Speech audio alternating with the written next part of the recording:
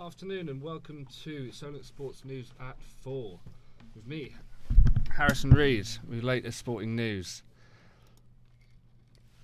Starting with football, Manchester City have an uphill battle tonight in the Champions League quarter-final. Jurgen Klopp's Liverpool inflicted 3 goals against City in the first leg at Anfield, to be 3 goals up heading into the second leg this evening. City boss Guardiola, who saw his side lose on the weekend against local rivals Manchester United 3-2, believes his side can still come back. You know what we have to do to try to attack, and we have 90 minutes plus extra time, and what we show in this year, even in the last game, we are able to create a lot of chances in few minutes, and we know that, and the opponents know that. Meanwhile, Klopp is still aware of the threat City pose. We saw the first half against United. How I said, in a normal game for City against one of the best teams in the world, United, they could have scored 6 goals. Or maybe should have 4 at least. So that's their quality.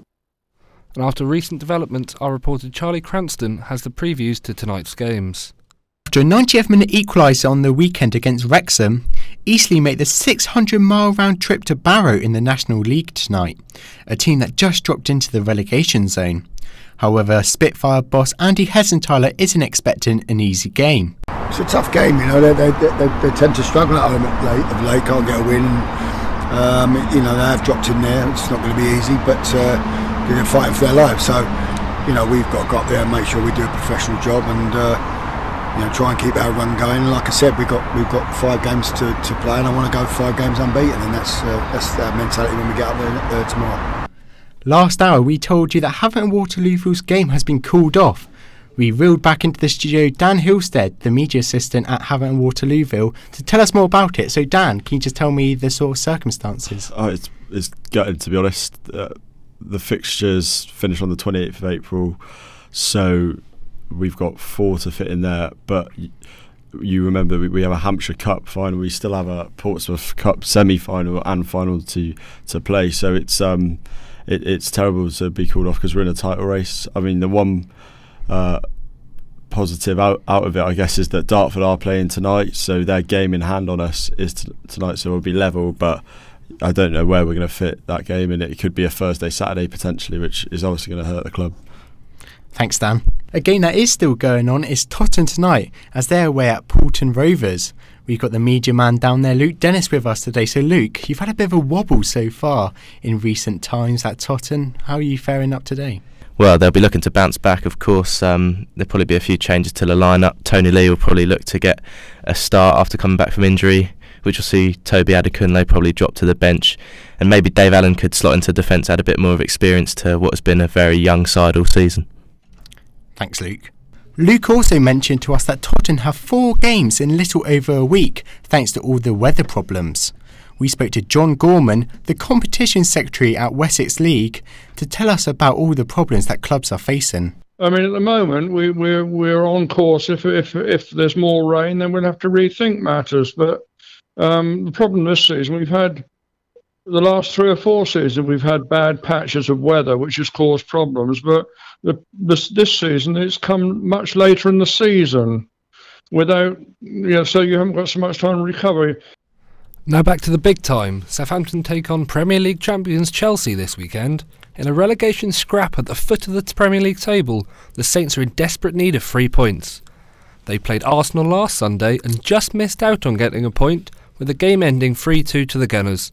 We asked the people of Southampton on whether they think that they can win against the Premier League champions. Well, let's hope that they are able to perform well, and it'd be great if they could win the match. Yeah, so obviously I think we've got a chance, man, because we've got quite a few games left, so we can definitely nip some out of it, get 3 points, and then that would put us into a big position. Well, we need something. We played well. I know we lost 3-2, but we played well, and I think Mark Hughes has made a difference. But I don't care if we lose as long as we stay up. Chelsea obviously having a bit of a wobbly season, so there's plenty of opportunity, but they need to pick up the points soon, and there's no better place to start than at home. England and Hampshire batsman James Vince has revealed that his national team did have the suspicions that Australia were ball tampering in the 2017 Ashes tour. Australia trio Steve Smith, David Warner and Cameron Bancroft received bans after altering the ball during the 3-match series against Australia. Bint spoke to Sky Sports News, insisting he wouldn't point fingers over the situation, but admitted it did cross England's minds during the 4-0 series defeat down under. I think it's crossed a lot of people's minds, yeah. I'm in no position to say they did or didn't, but there were times where they had the ball reversing reasonably early, whether that was down to conditions out in the middle of it being dry or whatever, I'm not sure. But yeah, I'm not going to point any fingers because I've got nothing to back that up with, so take it for what it was. England have achieved their 24th gold medal at the Commonwealth Games in the Gold Coast. Ben Proud has triumphed in the 50-metre freestyle, making it back-to-back titles in this race for the 23-year-old. Proud came just 500th short of the record he set in the heats, registering a time of 21.35 seconds, with compatriot David Cumberledge finishing 4th. Southampton's very own Kelly Sim has won a bronze medal at the Gold Coast. The 22-year-old competed in the women's beam contest, scoring 13.7 to add to the silver she won in the team competition and the bronze in the all-around. It was also a dream debut for Southampton's David McBeef, who picked up a team bronze in table tennis at the Commonwealth Games.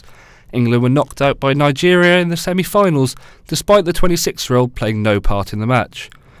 The team regathered their focus, going on to beat the Singapore team in the bronze medal clash, with McBeef partnering 2014 Glasgow gold medalist Paul Drinkhall to earn a podium finish. Solent University's own Bradley Bander was included in the Gibraltar senior squad for the first time in previous weeks. The goalkeeper believes he's on the right path to progress in his career. It's another opportunity, it's an extra step in my career. It's the target I've always been trying to aim to get into that final squad, because at the end of the day it's good representing your countries at any level, but at the end of the day you always want to be playing at the highest level, and that is the highest level possible. Thank you for listening. That's all from us.